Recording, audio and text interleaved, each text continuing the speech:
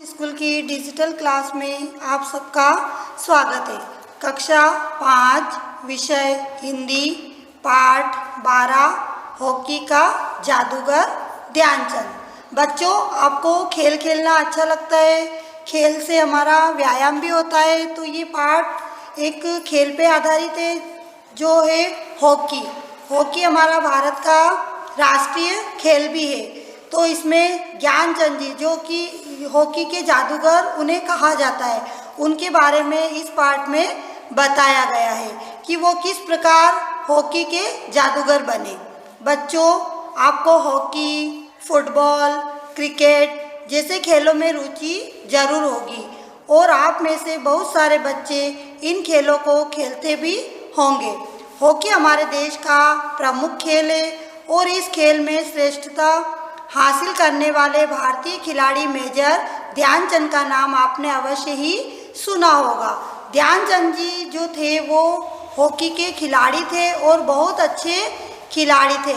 उन्हें इसलिए हॉकी का जादूगर भी कहा जाता था। हॉकी के इस महान खिलाड़ी का जन्म 29 अगस्त सन 1905 को इलाहाबाद उत्तर प्रदेश में हुआ था। इनके जन्म के कुछ समय के बाद इनका परिवार झांसी में बस गया। पिता श्री सोमेश्वर सिंह सेना में सूबेदार थे। ध्यानचंद जी को बचपन से ही हॉकी के खेल में रुचि थी। उनका खेलने का तरीका अत्यंत आकर्षक व रोमांचकारी था। खेल देखने वालों की नज़रें मैदान से क्षण भर को भी नहीं हटती थी। ज्ञानचंद जी जो थे उनका जन्म 29 अगस्त सन 1905 में हुआ था। इलाहाबाद शहर में हुआ था, उत्तर प्रदेश के इलाहाबाद शहर में हुआ था। लेकिन उनके जन्म के कुछ समय बाद उनका सारा परिवार झांसी में जाकर बस गया था। उनके पिता का नाम श्री सोमेश्वर सिंह था जो कि सेना में सूबेदार थे। ध्यानचंद जी को बचपन से ही हॉकी के खेल में बहुत ही रुचि थी। उनके खेलने का जो तरीका था वो बहुत ही आकर्षक था, हमें आकर्षित करता था और बहुत ही रोमांचकारी था। जो भी उनको देखते थे खेल खेलते हुए, उनकी नज़रें बिल्कुल भी उनसे नहीं हटती थी। उनके खेलने की गति जादू की तरह थी। जब खेलते थे तो वे जिधर चाहते थे गेंद उधर ही जाती थी। जब मिलिट्री की टीमें आपस में हॉकी खेलती थी तो खेल मैदान का सारा प्रबंध उनके पिता को ही करना पड़ता था। वे पिताजी से मिलने के बहाने दोनों टीमों का खेल देखने जाया करते थे। विद्यालय में हॉकी और गेंद लिए अभ्यास कर खेल के नियमों को समझा करते थे। उन्हें बचपन से ही बहुत ही रुचि थी और उनकी जो खेलने की गति थी वो जादू की तरह थी और वो जहाँ पर खेलते थे, जिधर भी उनको वो चाहते थे गेंद उधर ही चली जाती थी। ऐसा लगता था गेंद उनके इशारों पर नाच रही है। और जो मिलिट्री की टीम थी जहाँ पर हॉकी खेलते थे, उस खेल मैदान का सारा प्रबंध उनके पिता ही किया करते थे। तो वो अपने पिताजी से मिलने के बहाने वहाँ जाते थे और वहाँ पर होने वाले खेल को बड़े ही ध्यान से देखा करते थे। एक बार जब ध्यानचंद मिलिट्री टीमों का मैच देखने गए तब दोनों टीमें मैच के लिए तैयार थी, किंतु किसी कारण एक टीम का गोलकीपर नहीं आया था। मैच निर्धारित समय पर आरंभ करना था। उन्होंने पिताजी से कहा, आप कप्तान साहब से आज्ञा दिला दे तो मैं गोलकीपर के स्थान पर खड़ा हो जाऊंगा। पिताजी जानते थे कि ध्यानचंद सुबह शाम हॉकी का अभ्यास करते हैं और कोई रास्ता न देख उन्होंने कप्तान साहब से अनुमति प्राप्त कर ली और मैच शुरू कर दिया। एक दिन जब वो मैच देख रहे थे तो वहाँ पर टीम का एक गोलकीपर नहीं आया था। मैच निर्धारित समय पर ही शुरू करना था। तो उन्होंने अपने पिताजी से कहा कि आप अगर कप्तान साहब से आज्ञा दिला दो तो मैं गोलकीपर के स्थान पर खड़ा हो जाऊंगा। पिताजी को भी पता था कि ध्यानचंद सुबह शाम हॉकी का अभ्यास किया करते थे, तो उन्होंने कप्तान साहब से अनुमति दिला दी और मैच शुरू हो गया। खेल का काफ़ी समय गुजर जाने पर भी कोई टीम गोल नहीं कर पाई। जब मध्यांतर हुआ और दोनों टीमें मैदान से बाहर पानी पीने के लिए आई, तब ध्यानचंद ने पिताजी से कहा, अगर कोई गेंद मेरे गोल में आए तो क्या उसे रोककर मैं गोल करने जा सकता हूँ? तो उन्होंने अपने पिताजी से पूछा कि जब बहुत समय हो गया था, टीम में कोई भी गोल नहीं कर पा रहा था और मध्यांतर का समय भी हो गया था, सब लोग पानी पीने चले गए थे, तब ध्यानचंद जी ने अपने पिताजी से पूछा कि क्या मैं इस गोल में आऊं और उसे रोककर मैं गोल करने जा सकता हूं? इस पर पिताजी ने उनसे कहा, यह साहब लोगों का खेल है, तुम्हें ऐसा कुछ भी नहीं करना है। यह बातें उनकी टीम के कप्तान ने सुन ली। उन्होंने कहा, हम इतने बड़े व अनुभवी होकर गोल नहीं कर सके तो यह बच्चा क्या करेगा? कप्तान ने ध्यानचंद से कहा, यदि तुम्हारे पास गेंद आए तो तुम गोल कर आना। मध्यांतर के पश्चात खेल पुनः आरंभ हो गया। कुछ समय के बाद गेंद जब उनके गोल में आई, उन्होंने गेंद को रोका और दूसरी ओर गोल करने दौड़े व गोल कर दिया। कप्तान ने आकर उन्हें शाबाशी दी और कहा, क्या तुम इसी तरह और भी गोल कर सकते हो? उन्होंने कहा, कोशिश करूंगा। खेल समाप्त होने के कुछ समय पहले गेंद फिर उनके गोल में आई। उन्होंने गेंद को रोका और फिर गोल करने के लिए आगे बढ़ गए और दूसरा गोल कर दिया। तो उनकी जो बातें थी वो सब कप्तान साहब सुन रहे थे। तो उन्होंने कहा कि इतने बड़े बड़े और अनुभवी लोग हैं टीम में, वो गोल नहीं कर पा रहे हैं तो ये बच्चा क्या गोल करेगा? लेकिन फिर कप्तान ने ज्ञानचंद जी से कहा कि अगर तुम्हारे पास गेंद आए तो तुम गोल कर सकते हो? तो ध्यानचंद ने कहा, हाँ मैं कोशिश करूँगा। जैसे ही मध्यांतर खत्म हुआ और खेल पुनः प्रारंभ हुआ, कुछ समय बाद जब गेंद उनके गोले में आई तो उन्होंने क्या किया, गेंद को रोका और दूसरी ओर गोल करने दौड़े और उन्होंने गोल भी कर दिया। यह देखकर कप्तान ने उन्हें शाबाशी दी और उनसे कहा कि अगर दूसरी गोल भी तुम्हारे पास आएगी तो क्या तुम गोल कर सकोगे? ध्यानचंद जी ने कहा कि मैं कोशिश करूंगा। और खेल समाप्त होने के कुछ समय पहले गेंद फिर उनके गोल में आई और उन्होंने गेंद को रोका, फिर गोल करने के लिए आगे बढ़ गए और इस प्रकार उन्होंने दूसरा गोल भी कर दिया। कप्तान ने उन्हें गोद में उठा लिया और दोनों टीमों के मध्य ले जाकर बोले, इस बच्चे ने दोनों गोल चुनौती के रूप में किए हैं। जब बचपन में यह इतना अच्छा खेलता है तो बड़ा होकर जरूर यह हॉकी का प्रसिद्ध खिलाड़ी बनेगा। इस प्रकार कप्तान ने उन्हें शाबाशी दी और दोनों टीमों के बीच में उन्हें ले गए और उन्हें अपनी गोद में उठा लिया और उन्होंने कहा कि यह बच्चा आगे चलकर बहुत ही प्रसिद्ध होगा। खेल की यह चर्चा जब ब्रिगेडियर तक पहुंची तो उन्होंने ध्यानचंद को आर्मी में भर्ती करने के लिए निर्देश दिए। सन 1928 में पहली बार हिंदुस्तानी टीम एम्स्टर्डम की ओलंपिक प्रतियोगिता में शामिल हुई।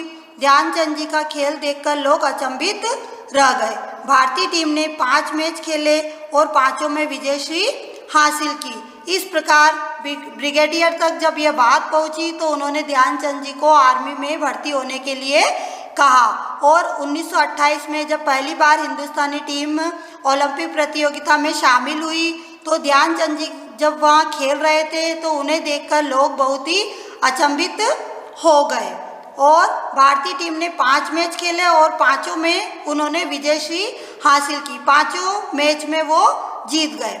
सन 1932 और 36 में जब जर्मनी के बर्लिन शहर में ओलंपिक हुए तो मेजर ध्यानचंद के नेतृत्व में दोनों ओलंपिक खेलों में भी भारतीय टीम विजयी रही।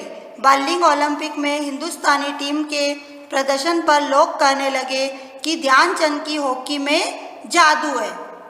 फाइनल मैच जो कि जर्मनी और भारत के बीच हुआ था उसमें उन्होंने मध्यांतर तक अकेले ही 4 गोल कर दिए। जब हिटलर स्वयं मैदान में आए और ध्यानचंद की पीठ थपथपाकर हाथ मिलाते हुए उन्हें हॉकी का जादूगर कहा। इस प्रकार जब 1932 और 1936 में जर्मनी के बर्लिन शहर में ओलंपिक खेल हुए तो मेजर ध्यानचंद जी ने उसमें अपना योगदान दिया और भारतीय टीम को विजयी दिलाई।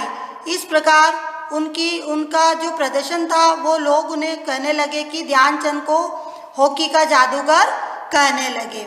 उन्होंने फाइनल मैच में जर्मनी और भारत के बीच में जो मैच हुआ था उसमें उन्होंने अकेले ही 4 गोल कर दिए थे। तब वहाँ हिटलर मैदान में आए और उन्होंने ध्यानचंद जी की पीठ थपथपाई और हाथ मिलाते हुए उन्होंने हॉकी का जादूगर उन्हें नाम दिया। भारत सरकार ने भी उन्हें पद्म भूषण से सम्मानित किया। सेना में रहते हुए वह मेजर के पद तक पहुँचे। बच्चों, तुम्हें यह जानकर आश्चर्य होगा कि जिस प्रकार अपने देश के किसी भी शासकीय कार्यालय में राष्ट्रपिता महात्मा गांधी का चित्र लगा होता है, उसी तरह देश विदेशों के खेलकूद संबंधी कार्यालयों में स्वर्गीय ध्यानचंद जी का फोटो लगा रहता है। उनके भाई रूप सिंह भी हॉकी के प्रसिद्ध खिलाड़ी थे। तो हम देखते हैं कि उन्होंने अपने इस खेल में बहुत ही प्रसिद्धि हासिल की। उन्होंने पद्म भूषण जैसे पुरस्कार से उन्हें सम्मानित किया गया और वो कई समय तक मेजर के पद पर भी कार्यरत रहे। तो बच्चों, हम देखते हैं कि शासकीय कार्यालय में जिस प्रकार महात्मा गांधी का चित्र लगा होता है, वहाँ पर भी देश विदेशों में भी खेलकूद संबंधी कार्यालयों में ध्यानचंद जी का फोटो लगा रहता है, क्योंकि उन्होंने बहुत ही इसमें बहुत अच्छा कार्य किया। उनके जो भाई थे रूप सिंह, वो भी हॉकी के प्रसिद्ध खिलाड़ी थे। ध्यानचंद जी बड़ी लगन और मेहनत से निष्ठापूर्वक हॉकी खेलकर सफलता के शिखर पर पहुँचे और हॉकी का विश्व प्रसिद्ध खिलाड़ी होने का गौरव प्राप्त किया। हमें इनके जीवन से प्रेरणा लेकर निरंतर प्रगति के पथ पर बढ़ना चाहिए। तो हमने देखा कि ध्यानचंद जी ने बड़ी ही लगन और मेहनत से निष्ठापूर्वक हॉकी खेलकर वो सफलता के शिखर पर पहुँचे और उन्होंने हॉकी के इस प्रसिद्ध खिलाड़ी होने का उन्हें गौरव प्राप्त हुआ। तो हमें भी इनसे प्रेरणा लेनी चाहिए और आगे बढ़ने के लिए हमें भी प्रयत्न करना चाहिए। जिस प्रकार वो अपने जीवन में आगे बढ़े बड़ी मेहनत और लगन से, उसी प्रकार बच्चों हमें भी अपनी निरंतर प्रगति के पथ पर बढ़ना चाहिए। अब इस पाठ से संबंधित प्रश्नों को हम हल करेंगे। पाठ था हमारा 12 हॉकी का जादूगर ध्यानचंद। सबसे पहले शब्दार्थ। रुचि, रुचि का अर्थ होता है इच्छा या पसंद। अगला है ड्यूटी, ड्यूटी का मतलब होता है कर्तव्य। प्रबंध, प्रबंध का मतलब होता है व्यवस्था। अगला है अभ्यास, अभ्यास का अर्थ होता है प्रयास करना या प्रयत्न करना। सुनहरा अवसर यानी कि अच्छा मौका। अगला है गोलकीपर, गोलकीपर का अर्थ होता है गोल बचाने वाला। ब्रिगेडियर, ब्रिगेडियर का अर्थ होता है थल सेना के अधिकारी का पद नाम। अगला है आर्मी, आर्मी का अर्थ होता है थल सेना। मेजर, मेजर का अर्थ होता है सेना में एक पद या रैंक। अगला है ओलंपिक, ओलंपिक का अर्थ होता है प्रत्येक चौथे वर्ष में होने वाला अंतर्राष्ट्रीय खेल समारोह। हमारा अगला प्रश्न है जोड़ी बनाइए।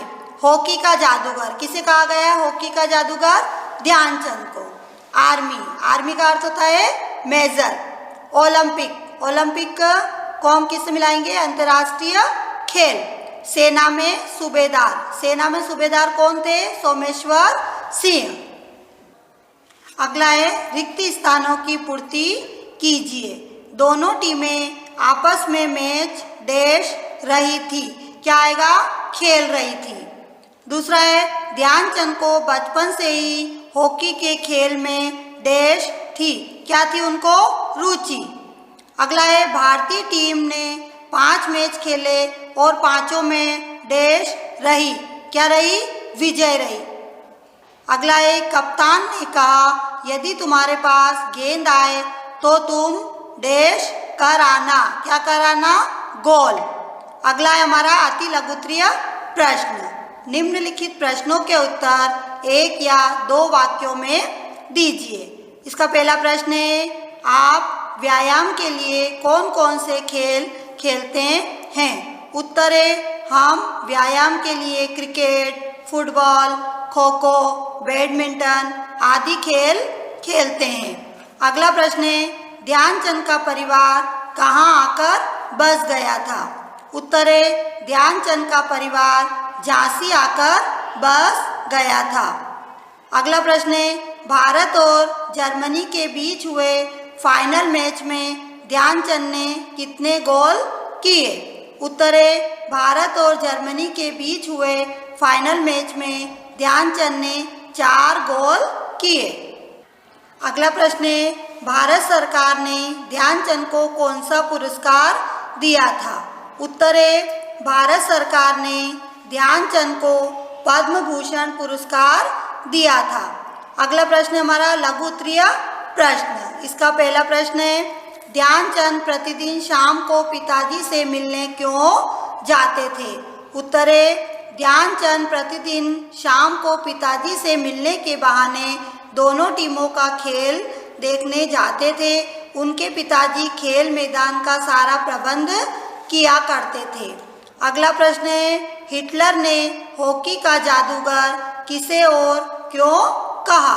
उत्तर है हिटलर ने हॉकी का जादूगर ध्यानचंद को कहा क्योंकि भारत और जर्मनी के बीच हुए खेल में ध्यानचंद ने अकेले ही 4 गोल किए थे।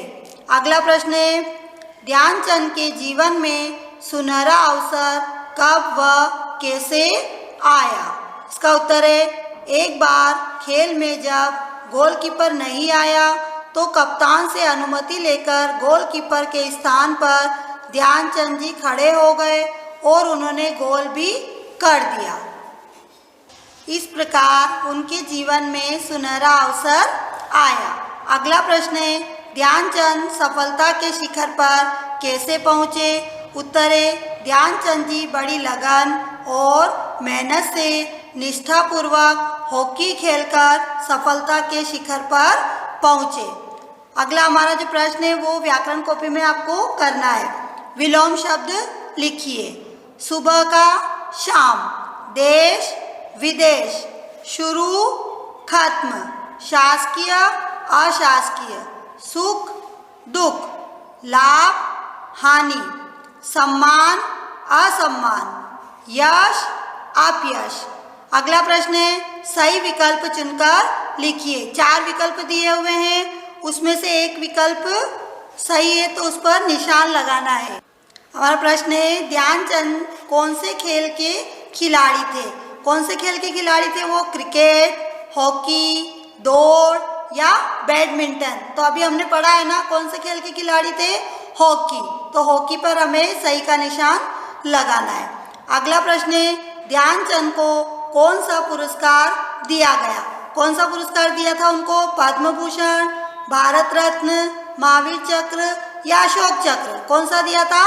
पद्म भूषण। तो पद्म भूषण पर हमें सही का निशान लगाना है। तो बच्चों आपको ये पाठ समझ में आया होगा और आपको इससे शिक्षा भी मिली है, तो आप इसका पालन करेंगे और ये जितने भी प्रश्न हमने करवाए हैं आपको उसे कॉपी में लिखना है और याद करना है। धन्यवाद।